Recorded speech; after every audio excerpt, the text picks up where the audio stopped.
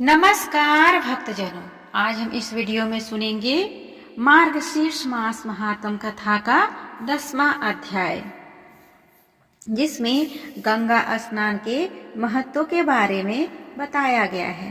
तो आइए विघ्नहर्ता श्री गणेश का नाम लेकर इस कथा को सुनते हैं। यमदूत कहने लगे कि हे वैश्य, एक बार भी गंगा जी में स्नान करने से मनुष्य सब पापों से छूटकर अत्यंत शुद्ध हो जाता है।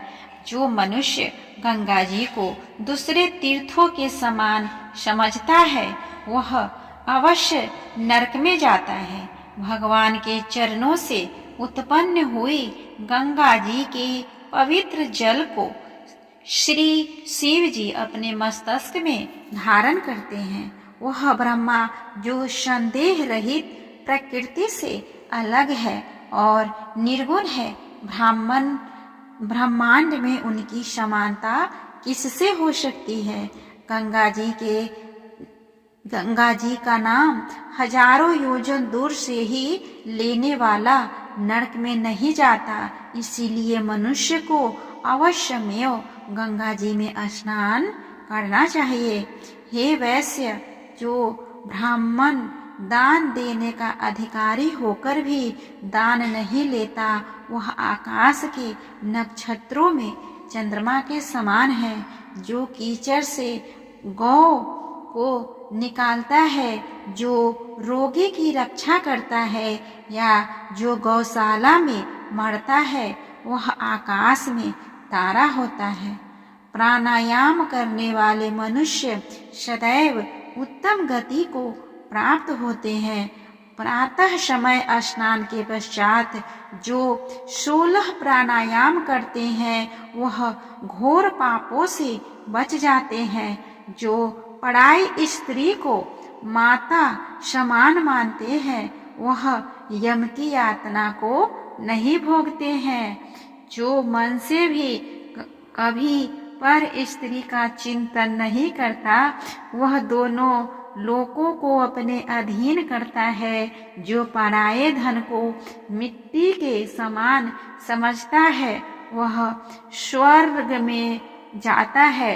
जिसने क्रोध को जीत लिया मानो उसने स्वर्ग को जीत लिया।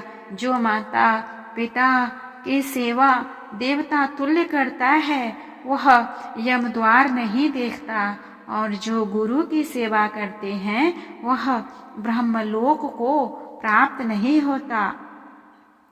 शील की रक्षा करने वाला स्त्री धन्य है। शील भंग करने वाली स्त्री यमलोक जाती है।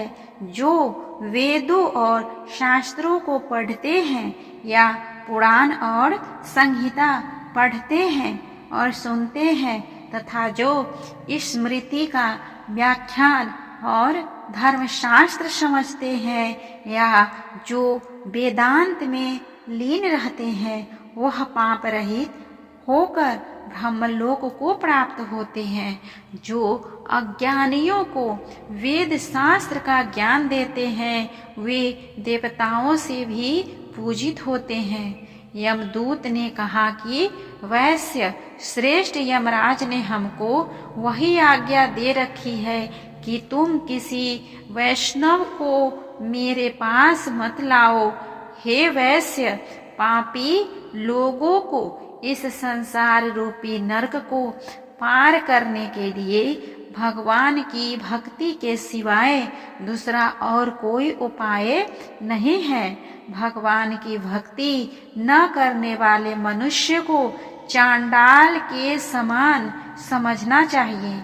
भगवान के भक्त अपने माता पिता दोनों के कुलों को ताड़ देते हैं और उनको नरक में नहीं रहने देते। और जो मनुष्य वैष्णव का भोजन करते हैं वे भी भगवान की कृपा से श्रेष्ठ गति को प्राप्त होते हैं। बुद्धिमान को सदैव वैष्णव का अन्न खाना चाहिए, उससे बुद्धि पवित्र होकर मनुष्य पाप नहीं करता।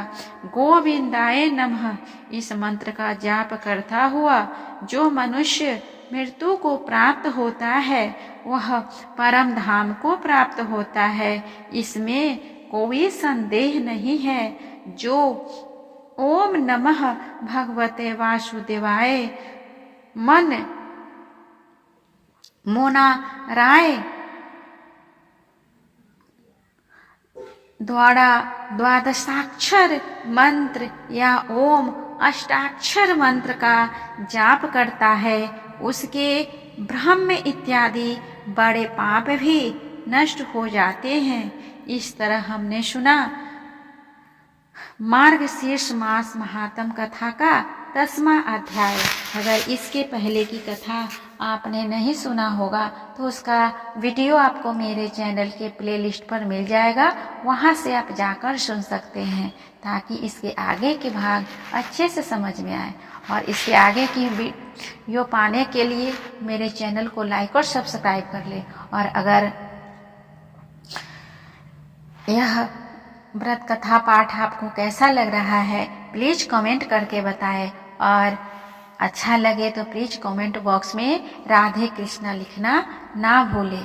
तब तक के लिए मिलते हैं अगले वीडियो में। आप सभी पे भगवान श्री हरि विष्णु और माता लक्ष्मी अपनी कृपा बनाए रखे। ओम नमो भगवते वासुदेवाय नमः।